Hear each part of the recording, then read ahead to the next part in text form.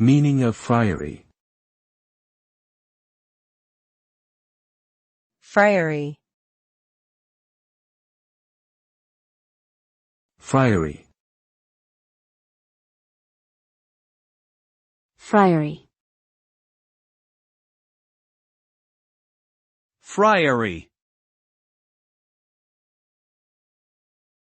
The word friary refers to a place where friars reside, usually referring to a monastery or convent of the mendicant orders, particularly the Dominicans, Franciscans, and Carmelites.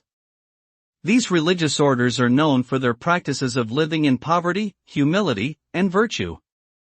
The friary often serves as a center for prayer, study, and community service. The word friary comes from the Latin frater, meaning brother, which reflects the communal and fraternal aspect of these religious communities. Overall, a friary is a place of spiritual devotion and communal living for members of various mendicant orders.